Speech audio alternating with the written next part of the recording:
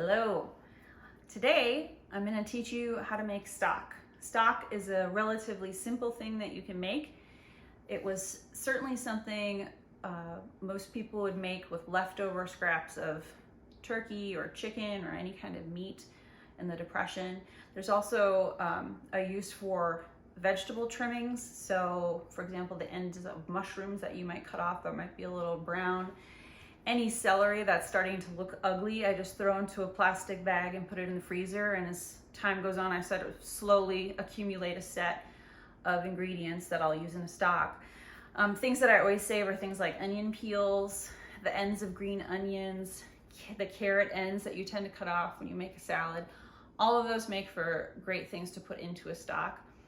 Today we're going to be using the leftover bones of our Thanksgiving turkey, as well as that chicken frame that we cooked with in a previous video. So this is also a way to take one basic thing, the whole chicken, and then make something else with it, which is very economical and worthy of a Depression era recipe.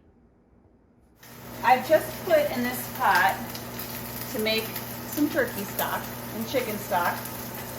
I have the frame or carcass, bones, whatever you'd like to call it, from our turkey that we had on Thanksgiving, plus the backbone from the spatchcocked chicken that we made in another video. And now I'm going to add these little bits of mushrooms and parsley stems and onions. I keep stuff like this, I call them trimmings, in the freezer. And when I go to make stock or soup, I use those. So I'm going to add that to my stock.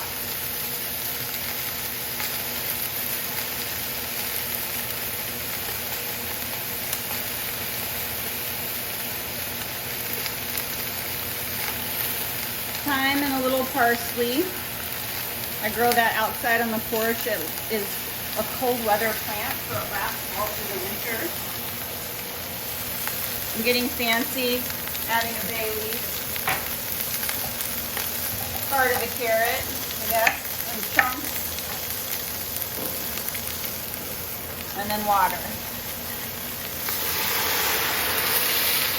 So as you can see, when you add water to a pan that's otherwise dry and hot, you want to stand back. A steam burn that you would get if you poured from here would not be enjoyable for yourself. So I'm going to get a little bit more water, and then I'm going to cover this pot. I'm adding some water to the pan now, just so that I can cover most of what's in there. In total, this is probably 12 cups, maybe 14. The point is more to cover what you have versus a specific amount.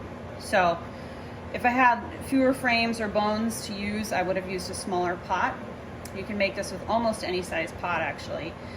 Even just a couple of rib cages from a chicken breast, if you eat a chicken breast, some scraps of carrot, some scraps of onion and celery, and you have a stock.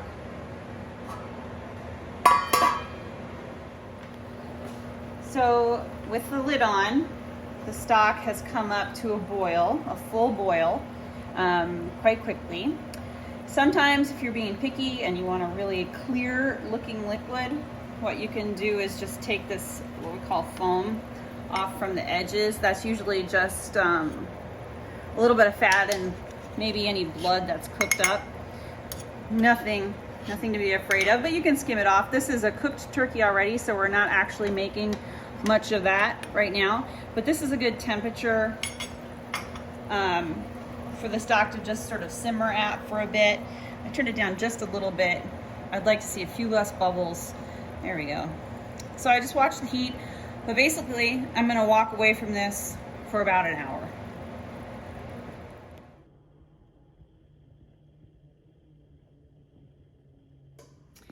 All right, it's probably been an hour and a half to 2 hours, and you can see this is where the level of water started. It's significantly evaporated over that time, and what I want is for some of that evaporation to happen, and then I'm now going to strain the stock. I'm not too fussy about this. This does not have to be a difficult operation.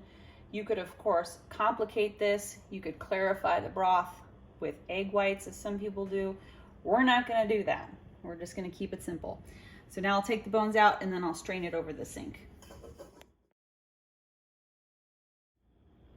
I've taken most of the large bones, etc., out of the stock, and so now I'm just gonna strain these last bits. Normally I would ask someone to help hold the strainer and not use two strainers, but tonight that person is holding a camera instead. So the finer strainer captures all the little bitty stuff that's in there.